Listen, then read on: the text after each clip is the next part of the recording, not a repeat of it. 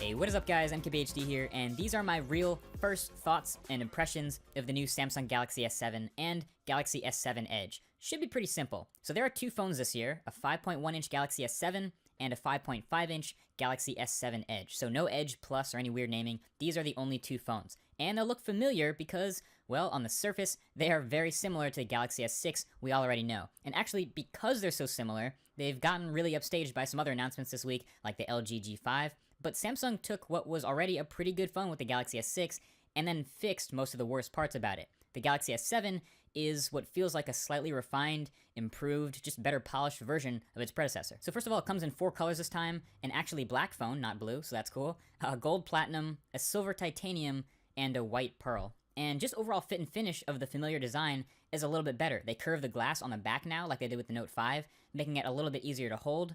And it's now fully IP68 water resistant with pretty much no added bulk or flaps or anything weird like that, so no worries about using your phone in the rain or near water. And can we all just take a second to appreciate that Samsung actually just made their new phone 1mm thicker to accommodate a larger battery. Thank you, Samsung. I haven't been preaching to a brick wall. It is much appreciated. Also, the camera bump on the back is now greatly reduced. It's not totally flat, but it's less of a pain when the phone is on a table. And the home button / fingerprint reader on the front is also more flat. So yeah, it just looks and feels in a subtle way like a smoother, slightly refined version of the S6, kind of like the iPhone 6s was for the iPhone 6. So I guess you can think of this as like a Galaxy S6s, which really isn't that bad.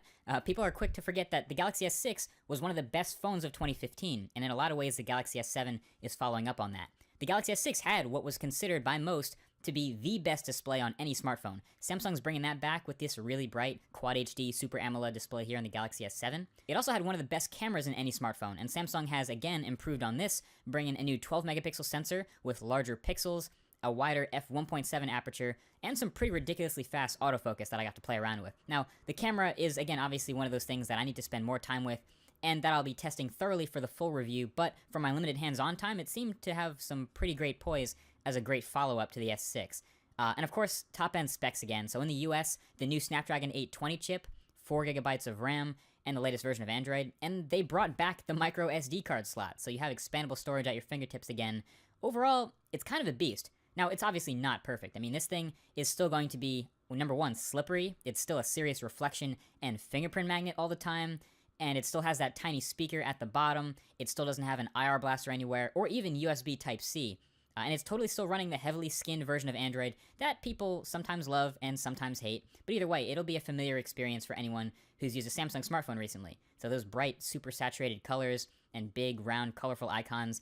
It is actually a toned-down version compared to previous versions of the legendary TouchWiz, but yeah, there's no escaping the Samsung look here. There's a couple new features in this software, like the always-on display, which will show you the time and date and battery at all times on that AMOLED display. You can even choose to have like a calendar show up there, or decide what information is always up. And that barely sips any battery since it's AMOLED. And on the S7 Edge, there's also an improved Edge panel, which gives you way more options to put stuff over there. You can put your favorite apps, you can put custom tasks, which should be really useful. You can also get people and news. But yeah, I really like the idea of being able to swipe in and launch a custom action within an app, like a task for that tasks panel. So that used to be something you needed a third-party app from the Play Store to do. Cool to see that built in here. So overall, look, this is a safe bet for Samsung as a phone, and it's going to be a super solid smartphone. My preference between the two right now is probably going to be the S7 Edge, just because of that bigger battery, but also I like bigger phones anyway. But yeah, if you were looking for something wild and radical and crazy, you're probably going to want to look elsewhere, maybe keep waiting, or go with something like the G5, but Samsung has stuck to their roots with this one, and I like it. Can't wait to get it in for the full review. Thanks for watching.